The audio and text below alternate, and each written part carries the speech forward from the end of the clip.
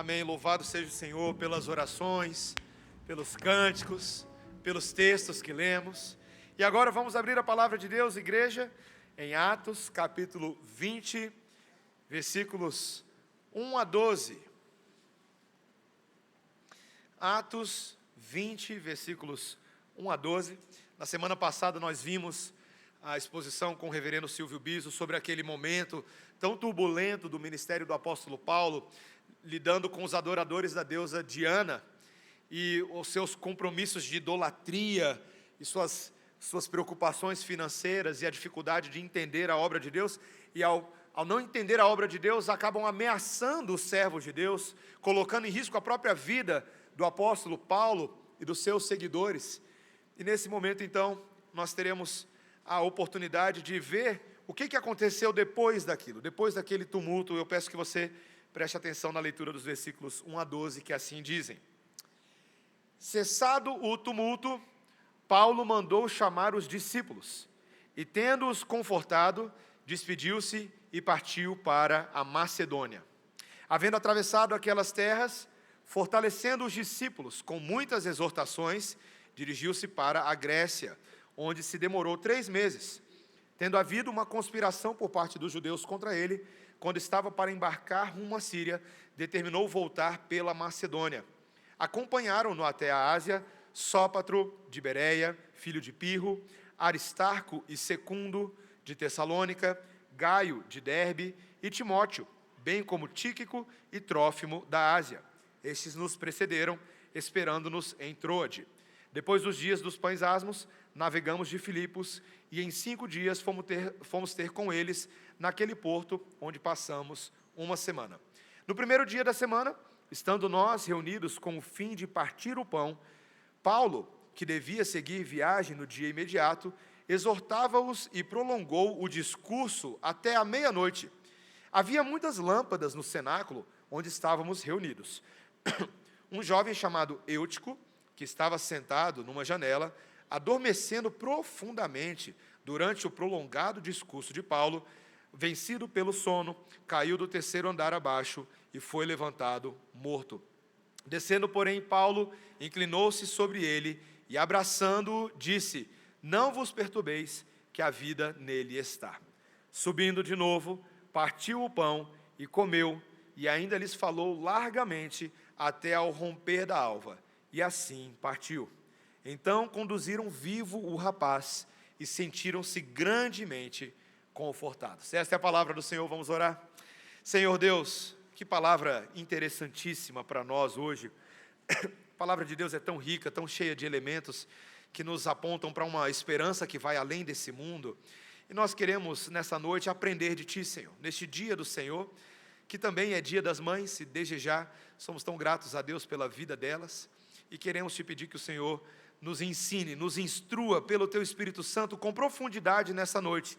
Leva-nos aos pés do próprio Senhor Jesus Cristo, por esta palavra que nos é dada como um presente, em nome de Jesus. Amém. Crianças, vocês podem fazer um desenho hoje à noite, tá? E o desenho você pode desenhar o quê, sabe? A sua cama. Você vai desenhar a sua cama. Você pode desenhar o seu cobertor, você pode desenhar o seu travesseiro, e sabe quem vai estar dormindo nessa cama? Você. Não eu, você. Você vai estar dormindo na cama. Você vai desenhar você dormindo na cama. Se você tem algum bichinho de pelúcia, alguma coisa assim que dorme junto com você, você pode também desenhar, tá bom? Esse é o desenho de hoje. Meus irmãos, nós estamos celebrando o Dia das Mães, e desde já, e pela manhã, também tivemos um tempo de gratidão a Deus pela vida delas, e você já ouviu o ditado: mãe é tudo. Para que serve a mãe?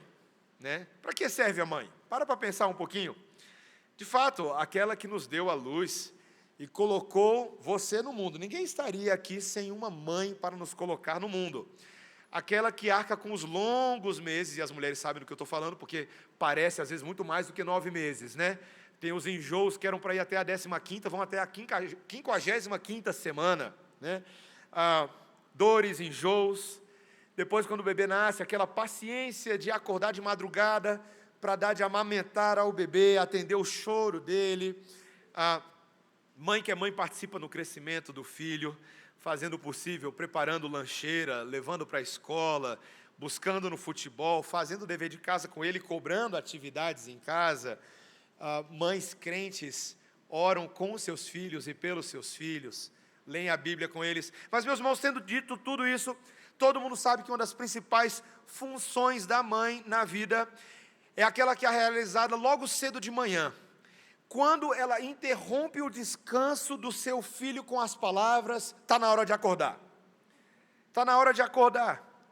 E você sabe o que ela faz? Ela liga a luz do quarto, daqui a pouco ela dá oportunidade para o filho acordar por si mesmo, daqui a pouco ela grita lá de dentro: já acordou? E ele com a voz sonolenta fala: já acordei. E ela não convencida, obviamente ela nunca está convencida, então ela volta e começa um ato de crueldade da parte da mãe. Ela arranca o cobertor do menino, né? Ela dá um empurrãozinho nele, acorda, faz uma ameaça: você vai para a escola sem café da manhã, né? E meus irmãos, por que uma mãe que diz que ama o seu filho faria uma coisa tão cruel quanto essa, né? A sensação de quem está na cama ali, experimentando aquele ato de crueldade, fala: minha mãe não me ama. Mas aquilo é amor. Meus irmãos, porque o sono precisa sim ser interrompido. Existe uma transição entre vida acordada e vida dormente, mas também de vida dormente para vida acordada. Tem hora de dormir e tem hora de acordar. E a vida demanda que nós não sejamos dorminhocos permanentes, que nós vivamos essa vida de responsabilidades, de escovar os dentes, passar fio dental, preparar café da manhã e sair de casa, arregaçar as mangas e fazer as coisas. Mas, meus irmãos, a verdade é que, dependendo da maneira como você analisa os nossos dias, nós vivemos numa sociedade de pessoas que dormem. E eu não estou referindo a esse tipo de sono, mas esse véu do engano, esse véu da falta de entendimento, esse véu que leva as pessoas a acharem que elas estão acordadas, quando elas ainda estão encantadas por sonhos, encantadas pelos seus próprios pensamentos, encantadas pelos seus devaneios, passando o curso dessa vida sem entender o que estão de fato fazendo nessa vida. E a nossa sociedade está repleta de dorminhocos, meus irmãos. É interessante que, apesar da história do menino que dorme ser o último trecho dessa história, quando eu estava estudando esse texto essa semana, eu percebi um padrão claro de uma ação do Evangelho sempre levando pessoas a acordarem do seu torpor, a acordarem do seu estado de letargia, da sua falta de entendimento. O Evangelho sempre está fazendo isso, e por incrível que pareça, o Evangelho está fazendo isso hoje à noite. À medida que nós estamos estudando a palavra de Deus, e nós vamos falar disso no texto, é isso que o Espírito está fazendo conosco. Então, meus irmãos, vamos entender os diferentes despertamentos proporcionados pela pregação da palavra de Deus. Nós vamos ver aqui 3 tipos de despertamento, que estão muito claros, inclusive, nesse texto. Um despertamento missional, que acontece pela exortação e pelo discipulado. Um despertamento físico, que acontece pela ressurreição dos mortos, e um despertamento espiritual pelos meios de graça do Senhor praticados no culto a Ele, tá? Então, um despertamento missional, um despertamento físico e um despertamento espiritual, e de uma certa forma todos eles 3 se sobrepõem, nós vamos ver isso. Primeiro, então, esse despertamento missional. Meus irmãos, quando Paulo sai daquele tumulto, daquela bagunça onde a vida dos crentes foi ameaçada, quando eles confrontaram a idolatria do povo, Paulo, então, o texto nos diz no versículo 1, que ele faz algo que não se espera dele depois que você sai do meio de um problema, né? Quando você ainda está respirando, agradecendo pela vida que foi mantida, Paulo decide, então, chamar os discípulos e confortar os discípulos, é o que está escrito aí no versículo 1. E então, depois de confortar e consolar essa igreja que fica para trás, esses discípulos de Éfeso, que estão lidando com a perseguição, ele se despede e segue em viagem para a Macedônia. Meus irmãos, a gente sempre precisa entender que todas essas viagens de Paulo, elas são muito importantes dentro do agir do Espírito Santo na Grécia e na região da Ásia. O texto vai aqui descrever, e é claro, eu ajudo a igreja a entender esses movimentos geográficos, que Paulo agora vai subir da costa da Ásia Menor e partir de Éfeso, a gente não sabe se pela estrada ou pelo navio, mas provavelmente vai até Troade. E depois de navio ele vai até a Macedônia e Filipos, visitando grupos de crentes no caminho e encorajando essas pessoas. É uma ideia que aparece aqui recorrentemente. Paulo encorajou os irmãos, Paulo exortou os irmãos, Paulo fortaleceu os irmãos. E tem detalhes que às vezes não estão aqui no texto, mas você precisa ligar esse texto com as cartas de Paulo no Novo Testamento. No meio do caminho aqui, meus irmãos, quando Paulo decide visitar as igrejas da Macedônia, ele ainda está lidando com uma igreja que é a igreja de Corinto. Uma igreja para quem ele havia escrito uma carta, uma igreja da região da Acaia, uma carta muito dura, para uma igreja muito complicada, muito competitiva, muito orgulhosa, muito problemática internamente com as suas lideranças. Mas uma igreja que também passou a questionar as próprias intenções do apóstolo Paulo.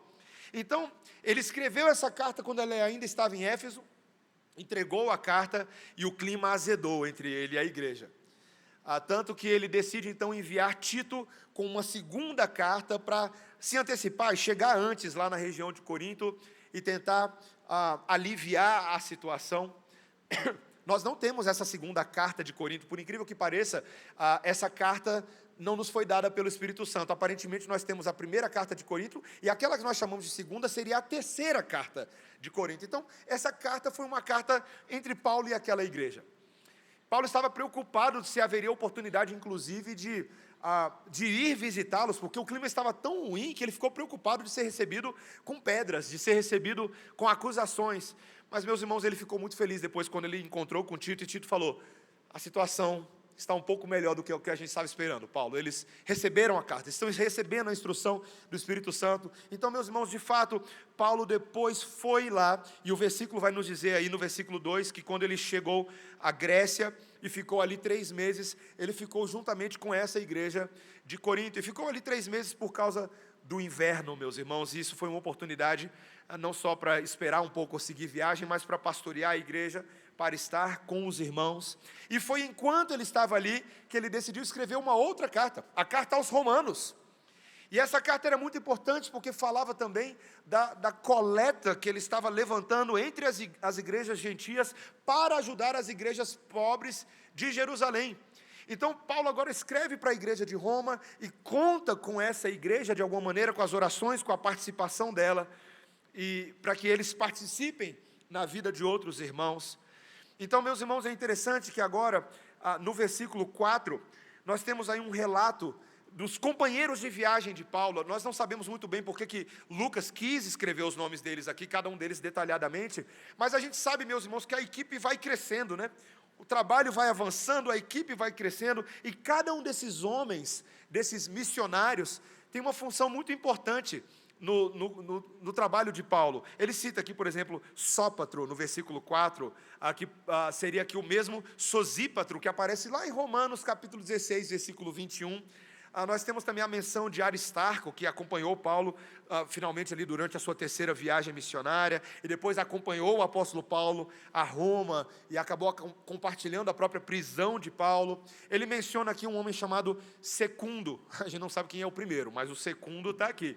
E só temos menção dele aqui, no Novo Testamento, nenhum outro lugar. Aparece Gaio. Esse aqui é o Gaio de Derbe, da Liacônia, que é diferente do Gaio macedônio. Aparece Timóteo, que a gente já falou bastante dele, esse jovem que era tão importante para Paulo no seu ministério, para quem Paulo acabou escrevendo 2 epístolas. Também aparece Tíquico, que se tornou um representante de Paulo em várias igrejas durante o período das prisões. Aparece Trófimo, acompanhando Paulo a Jerusalém, aonde a sua presença na cidade acabou levando à prisão. Então, meus irmãos, quantos missionários, quantos amigos, quantos parceiros de caminhada. Agora, eu mencionei que nesse período ali do Nepal, eu tive uma oportunidade muito interessante, que foi não estar somente servindo ali, mas acompanhado de uma grande equipe que o pastor João Petrecelli arrumou para essa viagem. O pessoal que ia subir no Himalaia, lá no Everest, outros missionários que foram para conhecer. Então, tinha bastante gente ali, tinha gente da APMT, gente da JMN, gente de outras agências missionárias. Eu conheci alguns americanos da MTW, alguns que são os responsáveis pelo trabalho na Ásia, no Japão, na Índia. E, meus irmãos, durante alguns dias ali eu pude ouvir muitas das histórias desses experientes missionários, gente que trabalha na Amazônia, gente que está na Colômbia, gente que está na Itália, gente que está na Nova Zelândia. Eu falei, rapaz, eu sou só uma mosquinha aqui, só ouvindo. Mas, meus irmãos, o que era belíssimo era ver que todos esses homens trabalhando em diferentes lugares, em diferentes frentes, estavam engajados com a mesma missão. Uma única missão: tornar o nome de Cristo conhecido, fortalecer os discípulos de Jesus, treinar aqueles que estão sendo preparados para as boas obras. Meus irmãos, o que eu e você precisamos enxergar, quando a gente vê todo esse movimento missionário, às vezes você fala assim, poxa, eu não entendo muito bem essas viagens missionárias de Paulo, mas o que você precisa ver é o Espírito Santo agindo no meio disso tudo. Não é a missão de Paulo, não é a missão de Timóteo, não é a missão de Tíquico, é a missão do Espírito Santo na vida desses homens. É o Espírito Santo usando as vidas deles para uma única missão, de fazer brilhar a luz da esperança de Cristo nesse mundão grego inalcançado. Eu acho que isso você precisa lembrar. Esse grupo de igrejas ou de pessoas que estavam recebendo aqui as visitas missionárias, meus irmãos, a gente está falando de um mundo grego que naquele momento não era nada evangélico. De ídolos, de postes ídolos, de adoração a deuses gregos, de filosofias de vida, de visões de mundo completamente perdidas, mas a luz do Evangelho de Cristo estava brilhando lá. Eu lembro quando fui a Roma em 2018, e para mim foi muito interessante, meus irmãos. Eu não sei se tem o mesmo impacto em outras pessoas, mas ver aquela portinhola ali da entrada da prisão de Paulo, e ficar vendo aquilo ali, a gente viu muita coisa impressionante em Roma, mas eu confesso que essa foi uma das que mais me impactou, foi essa e o Coliseu, por causa da relação com a nossa fé. Eu falei assim, rapaz, o apóstolo Paulo entrou e saiu por essa portinhola aqui, e era um homem tentando alcançar esse mundo romano aqui inteiro. Como é que um homem pequenininho, frágil como o apóstolo Paulo, poderia causar qualquer impacto nessa sociedade? Mas, meus irmãos, a verdade é que causou. A igreja cristã que foi engendrada em Roma acabou se tornando uma base, um ponto para várias outras igrejas no Império Romano. Mas o poder não estava naquele prisioneiro, o poder estava no Espírito Santo que salvou aquele prisioneiro e usou a vida dele para alcançar muitos perdidos. É isso que eu e você precisamos fazer. Deus está neste momento no mundo, despertando um mundo caído através dos seus obreiros, usando a vida de pessoas. Meus irmãos, não é sem motivo que nós temos enfatizado a relação do livro de Atos com missões. Esse ano, na nossa conferência missionária, além do pastor Chum, nós vamos ter o pastor Silvio Biso como um dos preletores da nossa conferência. Vai ser a primeira vez que um pastor da igreja vai ser preletor da conferência missionária. Dizem que ele está indo para a Itália. E eu conversando com o Biso, ele está de férias, por isso que ele não está aqui esses dias, estava conversando com ele. Eu falei assim, Biso, você vai ter a oportunidade de compartilhar com a igreja na conferência missionária do que você tem aprendido na sua própria vida por meio desse livro de Atos. Falar de missões, quem é moldado por missões, moldado pela missão do Espírito Santo. Meus irmãos, Deus está nesse momento tornando a nossa igreja participante de uma obra de despertamento nesse mundo. Na Itália, no Nepal, em Brasília, no Rio Grande do Sul. Quando eu e vocês oramos pelos pastores, pelos missionários no Rio Grande do Sul, nós estamos nos tornando coparticipantes com ele na obra de pregação que eles estão fazendo lá, porque não é só uma obra social, não é só uma obra de lavar as casas, tirar os animais, não. Deus está usando, meus irmãos, essas chuvas para trazer oportunidade de pregação do Evangelho. Você precisa entender isso. Você precisa entender que quando Deus manda uma pandemia, essa pandemia tem uma função dentro da soberania de Deus. É de fazer dobrar a empáfia dos homens, para que nesta humilhação haja oportunidade de consolação, de pregação, de exortação e de evangelização. Nós fazemos parte disso. Encare tragédias como oportunidades de pregação. Encare desafios não como portas fechadas. Pastor Petrecelli estava comentando com o nosso grupo ali. Eu não sei se eu posso aqui, porque a nossa transmissão está sendo gravada, mas ele e mais 2 amigos missionários estão entrando num país de dificílimo acesso ao Evangelho, meus irmãos. Não é só difícil espiritualmente, o preço do visto de entrada por dia, cada dia que você paga nesse país é $250 por dia. porque eles não querem ter estrangeiros lá, porque eles não querem correr o risco desses estrangeiros mudarem a dinâmica religiosa cultural do país. Eles não querem. Então é $250 por dia de visto, só para você ter noção. Eles vão lá para ficar apenas 4 dias. Mas para espiar a terra, meus irmãos, vale a pena pagar $250 por dia, quando o objetivo é anunciar a Cristo. Vale a pena gastar o dinheiro que for, desgastar-se da forma como for, para que Cristo seja conhecido em lugares que estão perdidos, para que a névoa do aprisionamento seja suspensa, para que este mundo possa conhecer a Deus. E nós vemos o apóstolo Paulo engajado com essa missão aqui, meus irmãos, trabalhando no despertamento missional da igreja, dos servos, encorajando, fortalecendo, discipulando, treinando homens para isso. Mas nós vamos ver aqui também, meus irmãos, que esse texto agora vai migrar para a realidade de um despertamento missional que está ligado a um despertamento físico de pessoas. E eu quis usar essa palavra de propósito, apesar de talvez não ser a melhor de todas as palavras, mas porque a realidade do despertamento, ela é concreta. E nós vemos isso agora numa segunda história que parece, no primeiro momento, não estar muito conectada, mas agora nós vemos uma pequena história que Lucas relata, que conta para a gente um pouco do dia a dia da igreja local. Paulo estava preparando, meus irmãos, para partir em viagem. Mas o texto nos diz no versículo 7, que no primeiro dia da semana, eles estavam reunidos com o fim de partir o pão. No primeiro dia da semana, Paulo estava reunido, cultuando com a igreja, antes de sair de viagem no dia seguinte de manhã.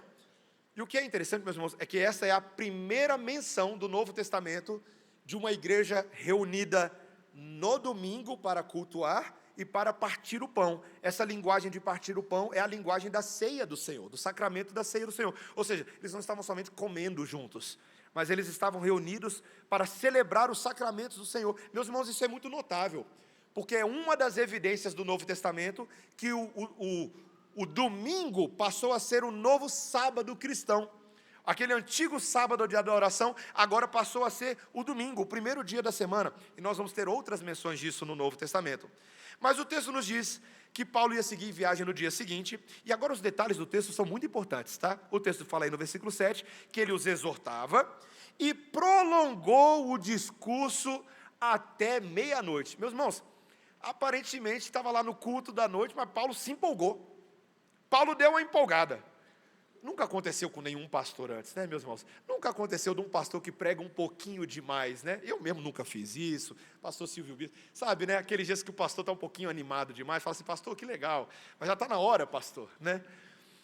Meia-noite, e Paulo ainda estava pregando. E aí você vai construindo a cena mental. Mas o texto diz no versículo 8 que também havia muitas lâmpadas no cenáculo. E Lucas menciona isso, meus irmãos, porque essas lamparinas eram lamparinas a óleo. E elas tinham duas características. Primeiro, que elas tinham baixa luminosidade. Elas não eram assim lâmpadas tão fortes quanto essas. Eram aquelas lâmpadas intermitentes, sabe? Bem baixinhas, tipo luz de cinema, sabe? Aquela bem gostosa, bem confortável. E além disso, eram lamparinas a óleo. E esse óleo gerava um tipo de vapor. E esse vapor criava um climinha, sabe? Um ambiente agradável. Meus irmãos, vocês sabem do que eu estou falando. É aquele climinha bom de dormir.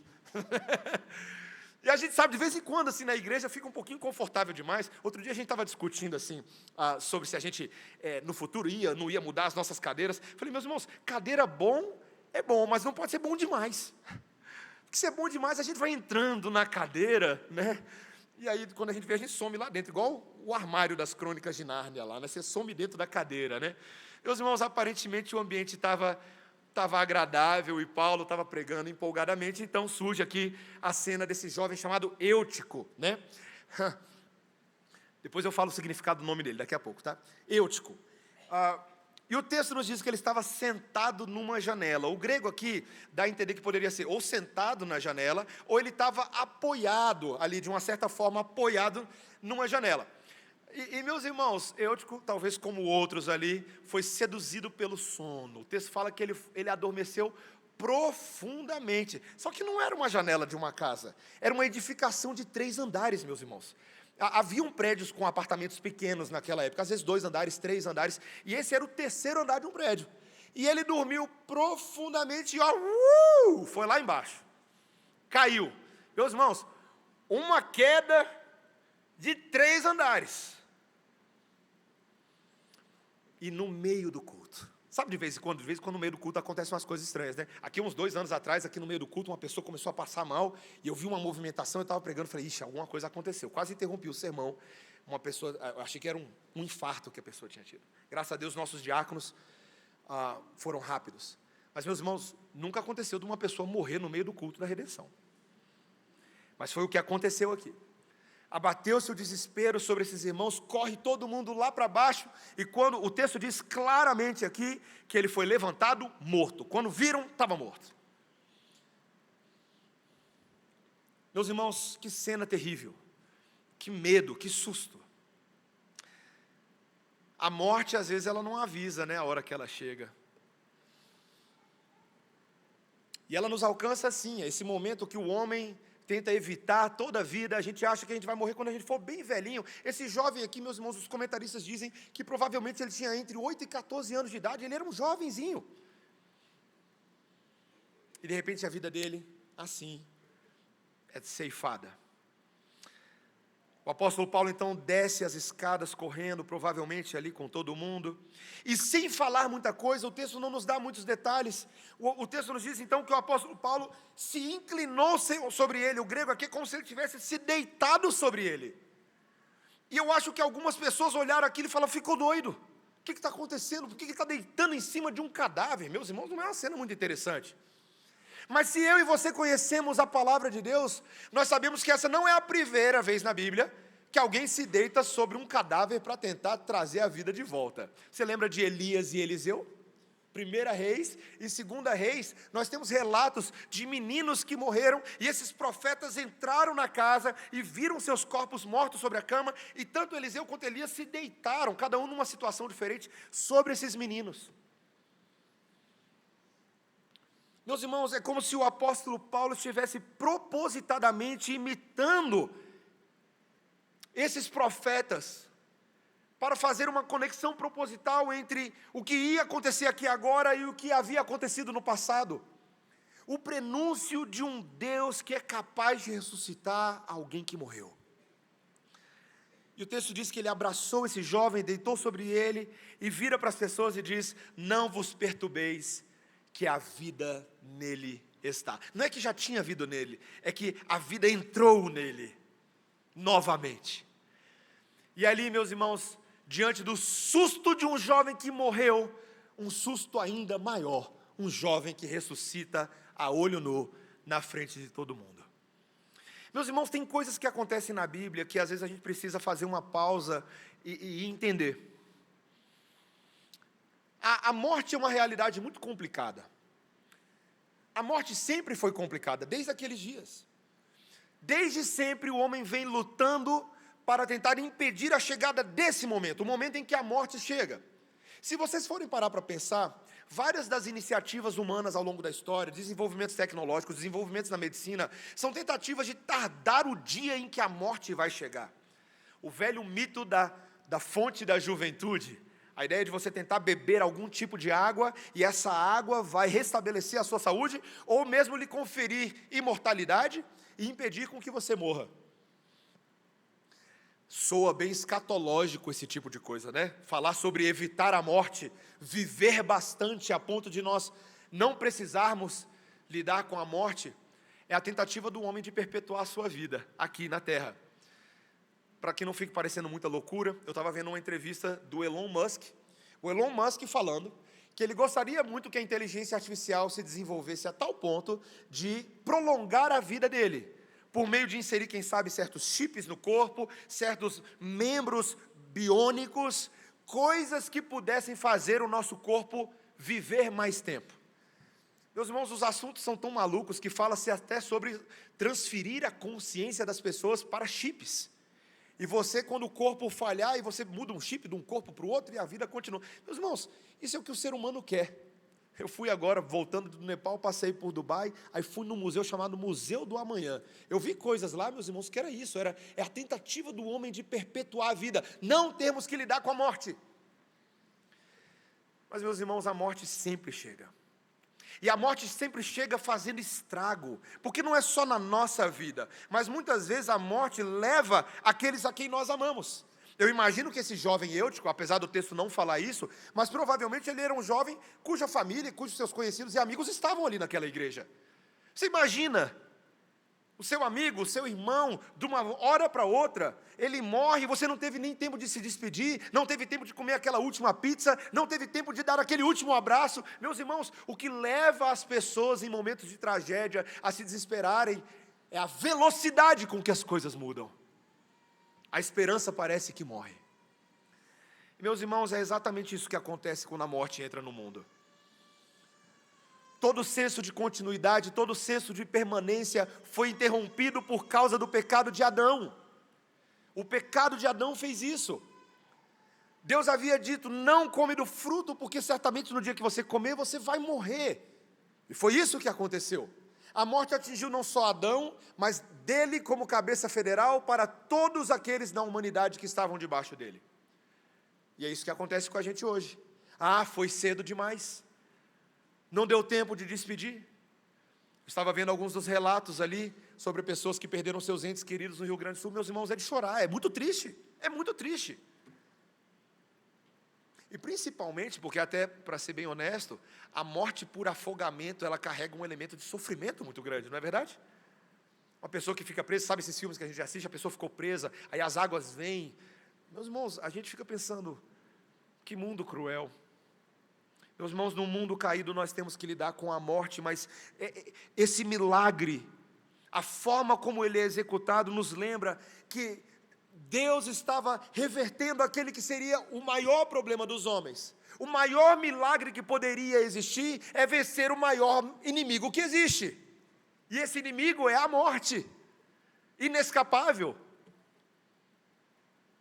Então, meus irmãos, quando nós pensamos na obra de Cristo, e no que está sendo sinalizado aqui, o apóstolo Paulo, como um representante de Cristo, para fazer por este jovem aquilo que Cristo é especialista em fazer, aquele que ressuscitou dos mortos, aquele que muda o que havia sido mudado pela morte, aquele que reverte, aquele que lança esperança onde não há mais esperança.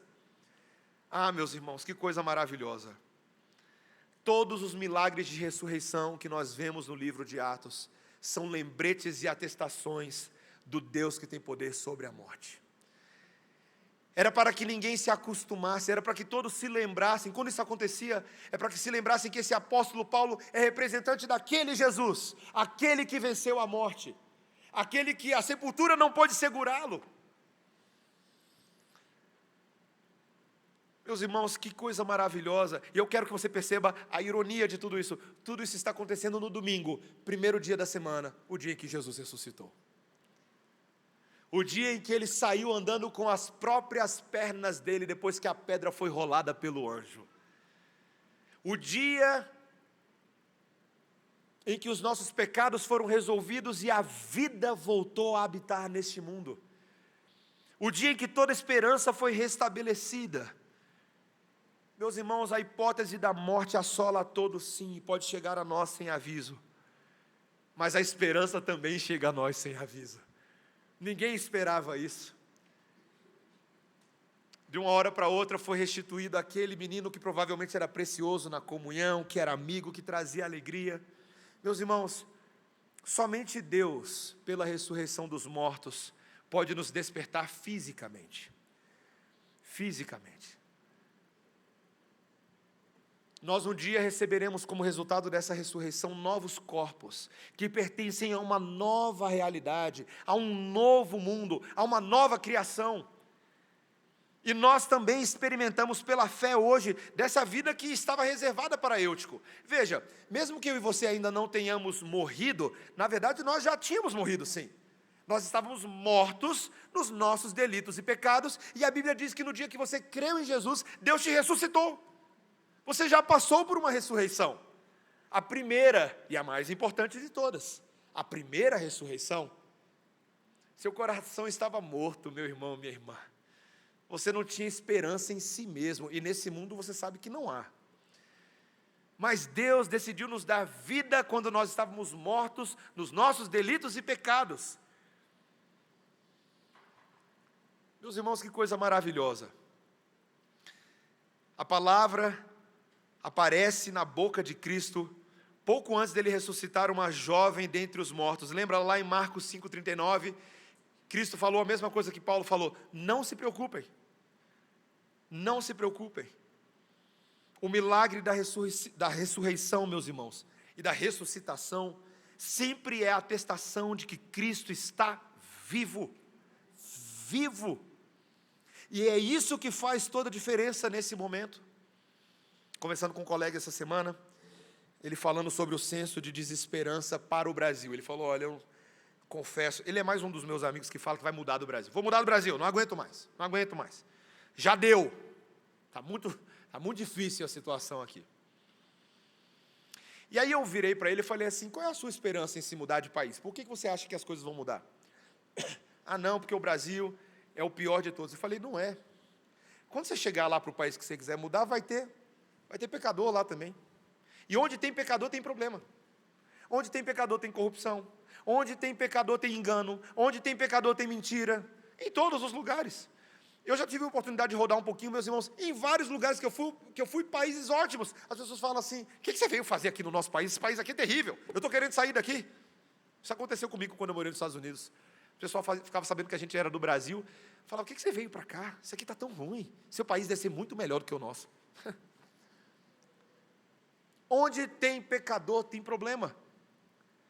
Mas, meus irmãos, aonde tem Cristo tem esperança. E não importa qual seja o país. E é por isso que a gente pode pregar no Brasil, no Nepal, na Itália ou na Nova Zelândia. Porque aonde tem Cristo, há esperança para os mortos. Aonde tem gente morta, mas tem Jesus, tem ressurreição. Então nós nos apropriamos disso e utilizamos dessa esperança, não só para a vida de outros, mas para a nossa própria vida. Ah, o Brasil está ruim. Sim, mas Cristo está vivo. Ah, o governo isso. Sim, mas Cristo está vivo. Ah, mas morreu fulano de tal. Sim, mas Cristo está vivo. A realidade é explicada a partir da vida que há nele, e não a partir dos problemas.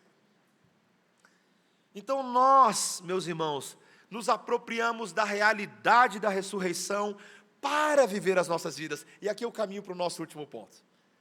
Porque o despertamento de uma missão missional e o despertamento físico de Cristo dos mortos também leva claramente ao despertamento espiritual pelos meios de graça. Qualquer pessoa poderia dizer que depois de um milagre desse, né, meus irmãos, vai todo mundo para casa, né, com o coração cheio. Mas não, meus irmãos. Vocês repararam o que eles fizeram nos últimos versículos? Eles subiram para o local de culto novamente, para o terceiro andar, e eles continuaram o culto. Meus irmãos, o texto nos dá a impressão de que quando tudo isso aconteceu, estava no meio da ceia. E eles pararam a ceia, e agora Paulo retoma a ceia do meio. Estávamos partindo para onde paramos. Oh, esse é o meu corpo que é dado por vós. Meus irmãos, ele partiu a ceia e comeu com esses irmãos. Meus irmãos, e não contente em ter pregado até meia-noite, o texto nos diz agora que Paulo continua pregando até o alvorecer da alva. O sermão mais longo registrado no livro de Atos, interrompido por uma leve morte e ressurreição.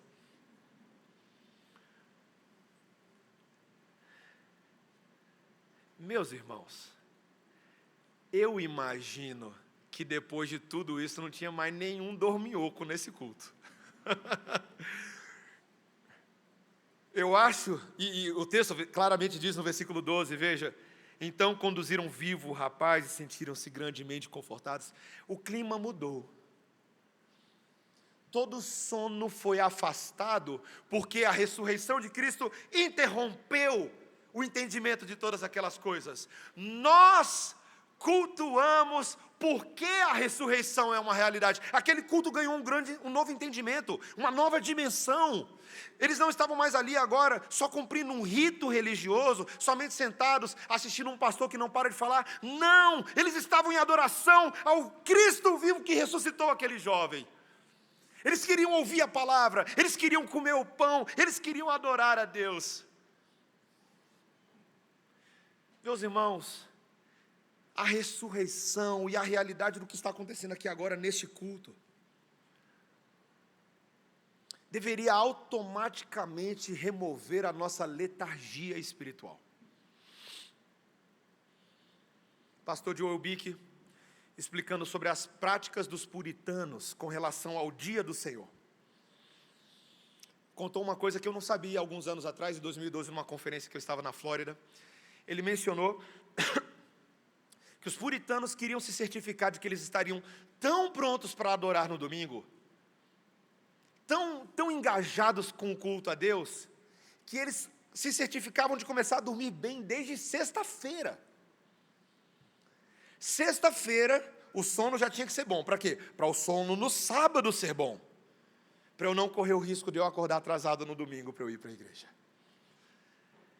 O pastor Joel Bick menciona que os puritanos levavam tão a sério, homens como Richard Sibbes, William Perkins, levavam tão a sério isso, que eles falavam para as famílias da igreja: veja, termine todos os seus trabalhos no sábado com boa antecedência, para você não ter que trabalhar no domingo. Porque no domingo, nós estaremos adorando o Deus ressurreto, o Deus vivo. Meus irmãos, eu quero que os irmãos percebam que no fim das contas, esse jovem foi ressuscitado para que eles voltassem para o culto. Eu não sei se você tinha percebido isso até agora. Não é ressuscitar para seguir a vida, ressuscita para adorar, ressuscita para cultuar, ressuscita porque nossas vidas ressurretas são vidas para o louvor e para a glória e para a adoração de Deus. Eu fico impressionado, meus irmãos, que o culto tenha retornado. Isso me choca, eu confesso para vocês. Mas quando eu começo a entender o que está acontecendo aqui, eu entendo o porquê.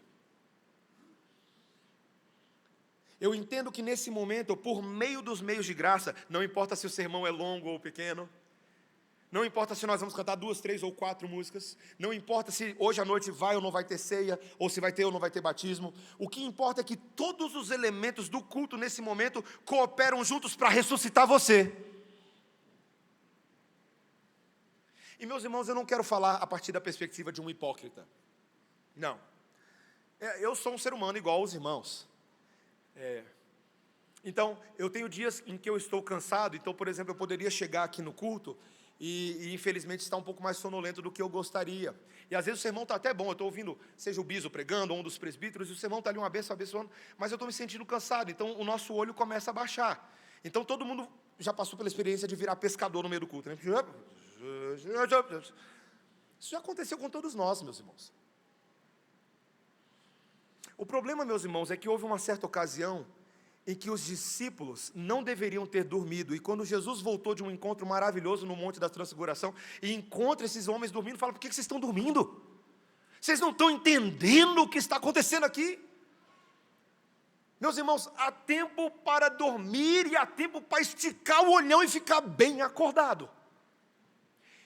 E a Bíblia fala muito sobre isso. Eu quero dizer, meus irmãos, que por meio da pregação da palavra, por meio do culto, Deus está nos acordando. Veja, eu quero citar alguns textos bíblicos.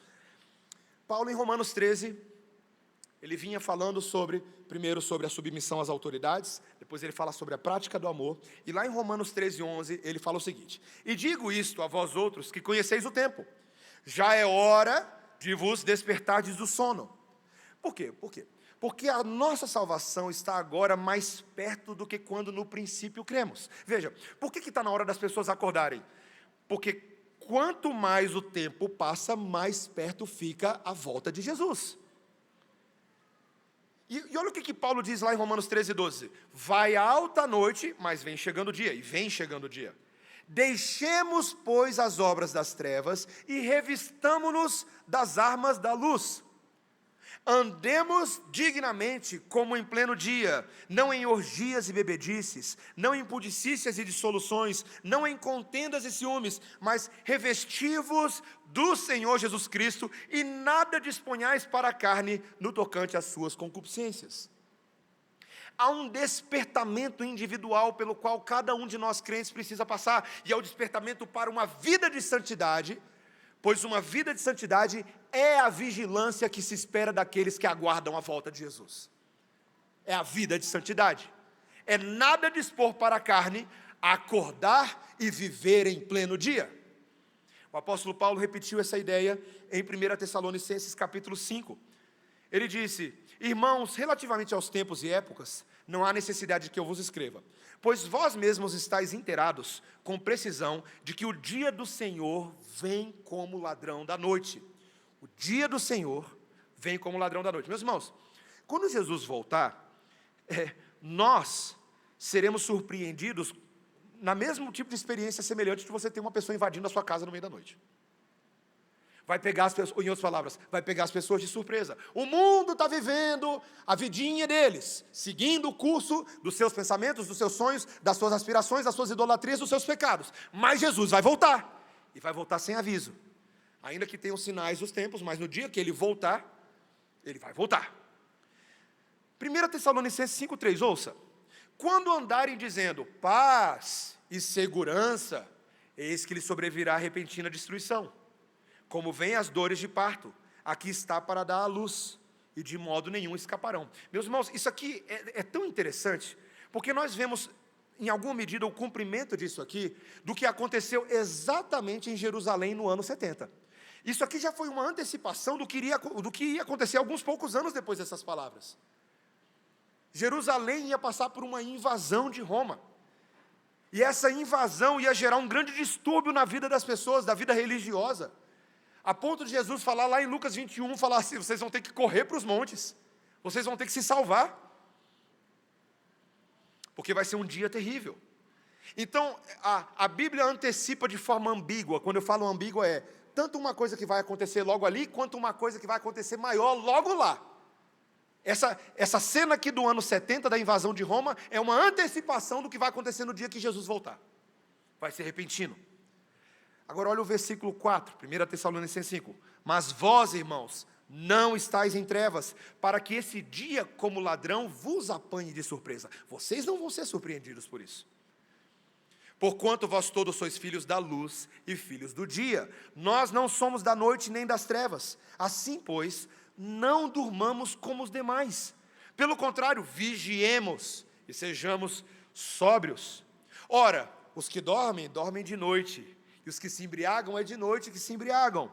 Nós, porém, que somos do dia, sejamos sóbrios, revestindo-nos da couraça da fé e do amor, e tomando como capacete a esperança da salvação, porque Deus não nos destinou para a ira, mas para alcançar a salvação mediante o nosso Senhor Jesus Cristo.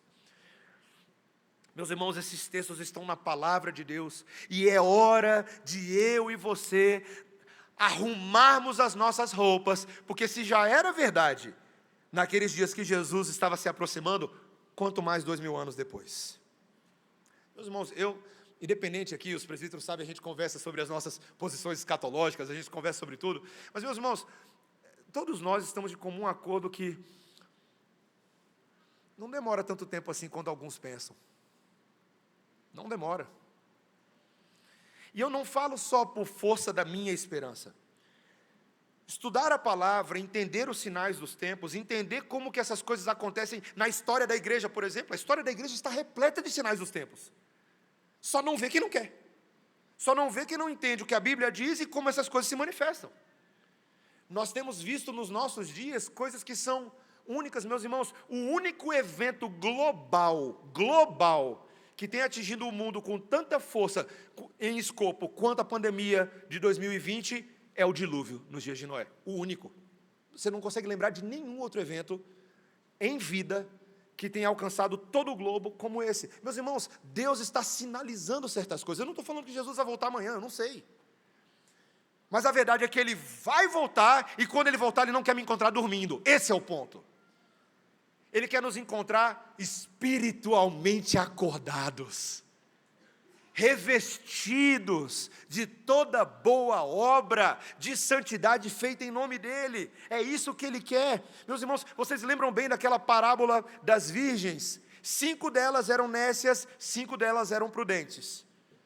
Quando o noivo chegasse, cada uma delas tinha que estar com a lâmpada pronta.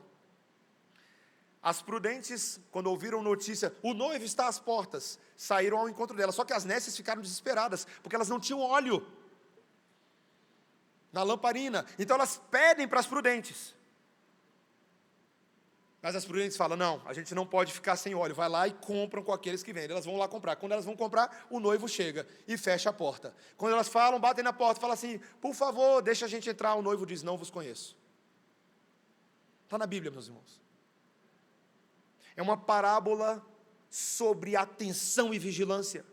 Não é uma parábola sobre perda de salvação. Você tem que entender essa parábola no seu contexto correto. É uma parábola sobre o tipo de atenção que é demandada dos crentes quanto à volta de Jesus. Nós não podemos ser como os que dormem. Tive uma conversa muito boa com o presbítero Jefferson essa semana. A gente pegou ali conversa de bebedouro ali, fim de expediente aqui. A gente estava conversando ali sobre uma série de coisas e fazendo uma análise, eu e o presbítero. A gente sempre faz, o conselho sempre faz essas análises sobre a mentalidade dos jovens, a mentalidade dos adolescentes, esse mundo de mídia social, e a conclusão que eu tenho, Jeff, daquela conversa é, tem muita gente dormindo, tem muita gente se dizendo crente, mas está dormindo, e nós ficamos assim, meus irmãos, vivendo como insensatos. O apóstolo Paulo, em Efésios 5, versículo 8, disse, vocês outrora erais trevas, porém agora sois luz no Senhor, então andais como filhos da luz. E ele cita Isaías 60, versículo 1, no versículo 14. Ele diz, pelo que diz, desperta, ó tu que dormes, levanta-te de entre os mortos, e Cristo te iluminará. Meus irmãos, de uma certa maneira, e eu não quero aqui forçar alegoria nenhuma, mas tudo isso que está acontecendo com Eutico e com essa igreja é um chamado ao despertamento. Nessa noite, e eu posso dizer isso sem medo, por meio da pregação, por meio dos sacramentos, por meio da música, por meio do culto responsável a Deus, mesmo que o pastor esteja falando um pouco de tempo demais, então para de olhar no relógio de vez em quando. Há quanto tempo o pastor está falando? Tira esse relógio daí, presta atenção. Sabe por quê, meus irmãos? Porque eu quero crer que pela minha vida, ou a do Biso, ou dos presbíteros quando pregamos, quando a gente abre a boca, é o Espírito Santo como uma mãe falando, acorda! E você está lá todo quentinho, querendo se... Aí então ele vai arrancar o seu cobertor, ele vai te tirar da sua zona de conforto, fala, tem vida aí fora, acorda! Tem que estudar, tem que trabalhar, tem que proclamar e avançar o reino de Cristo, acorda! Não seja como essas pessoas que fizeram seus cobertorzinhos de vaidade e narcisismo. Nós somos de Cristo, igreja do Senhor. Então o Espírito Santo está fazendo isso hoje à noite. Por que que... E você pensa, né? Poxa, passou palavras fortes. Você está parecendo a minha mãe tentando me acordar de manhã. É cruel. A mamãe vira para a gente e fala assim, eu faço isso porque eu te amo. E o Espírito Santo vira para nós hoje à noite, ele fala, eu só digo isso a vocês e antecipo profeticamente tudo o que acontecerá, porque eu amo vocês. Deus nos ama, e porque Ele nos ama, Ele nos deu a entender, Ele nos revelou tudo o que acontecerá, para que nós não sejamos enganados. Eu e vocês, meus irmãos, podemos nessa noite sermos como Eúticos que foram ressuscitados, e agora podemos cultuar como a igreja de ressurretos, e proclamar a volta do Senhor Jesus Cristo até que Ele venha, fazendo por outros o mesmo processo de despertamento que estamos recebendo agora. E para terminar esse culto, eu gostaria de levar você a alguns poucos versículos. Abra comigo em 2 Pedro. 2 Pedro capítulo 1.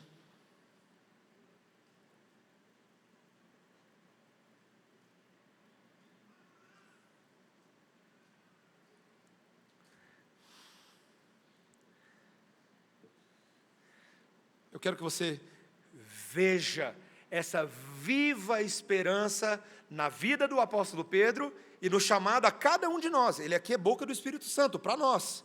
Quando ele diz no versículo 16, olha o que ele diz no versículo 16. Porque não vos demos a conhecer o poder e a vinda de nosso Senhor Jesus Cristo, seguindo fábulas engenhosamente inventadas, mas nós mesmos fomos testemunhas oculares da sua majestade. Pois ele recebeu da parte de Deus Pai honra e glória, quando pela glória excelsa lhe foi enviada a seguinte voz: este é o meu Filho amado em quem me comprazo. Ora, essa voz vinda do céu, nós a ouvimos quando estávamos com ele no Monte Santo. Preste atenção no versículo 19, meu irmão, minha irmã. temos assim, tanto mais confirmada a palavra profética, e fazeis bem em atendê-la, como a uma candeia que brilha em lugar tenebroso, até que o dia clareie e a estrela da alva nasça em vosso coração.